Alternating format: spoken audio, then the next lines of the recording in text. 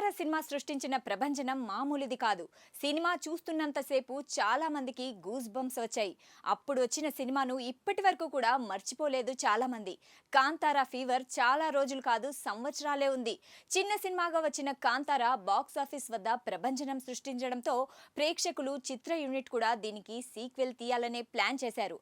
అనుకున్నట్లుగానే ఈ సినిమాకు సీక్వెల్ రానే వచ్చింది. అది కూడా ఊహించని రేంజ్ లోనే సక్సెస్ ట్రాక్ లో వెళ్తోంది. ఇక రిషబ్ శెట్టి అయితే ఈ సినిమాతో పంజుర్లి, గుళిక అనే దేవుళ్ళు ప్రేక్షకులకు పరిచయమయ్యారు. మరి వారి చరిత్ర ఏంటి, ఈ దేవుళ్ళు నిజంగానే ఉన్నారా లేదా అనే వివరాలు తెలుసుకోవాలంటే let's watch the story. Kantara chapter 1 cinema shooting లో కొన్నిసార్లు ప్రమాదాలు జరిగాయి. ఈ ప్రమాదాల వెనుక దేవుళ్లే ఉన్నారంటూ ప్రచారం కూడా సాగింది.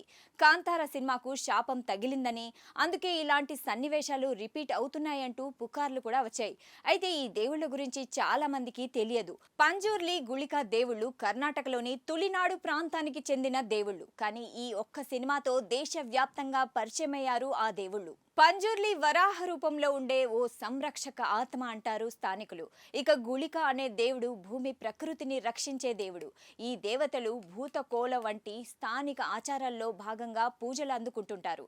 ఈ దేవుళ్లను ప్రేక్షకులకు అనుసంధానం చేయడంలో director cum hero Rishab Shetty success అయ్యారనే చెప్పాలి.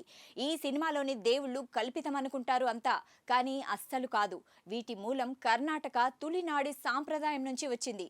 5000 సంవత్సరాల కంటే పాత చరిత్ర ఉంది. దీన్నే స్థానికులు భూత పూజ అంటారు. కానీ దయ్యాలు, ఆత్మలు వంటివి కావు. కాంతారాలో చూపించిన పంజుర్లి, గుళిక ఇద్దరు కూడా ఆత్మలు. అడవులు, గ్రామాలు, కుటుంబాలను రక్షిస్తుంటారు. న్యాయాన్ని పాటించే వారిని రక్షిస్తూ ప్రకృతిని నాశనం చేయాలి అనుకునే వారిని శిక్షిస్తుంటారు.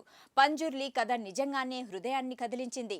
కైలాస పర్వతం మీద అడవి పంది చనిపోయిన తర్వాత దాని పిల్ల అనాథగా మిగులుతుంది.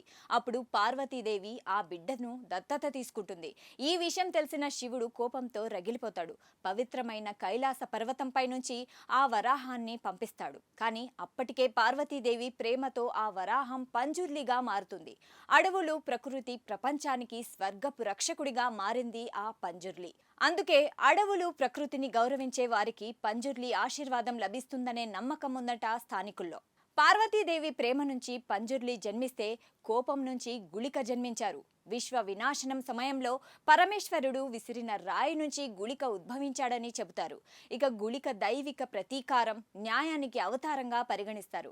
ఎక్కడ అన్యాయం జరిగితే అక్కడ నువ్వు ప్రత్యక్షం అవుతావనే ఆశీర్వాదం విష్ణువు నుంచి పొందాడు గుళిక.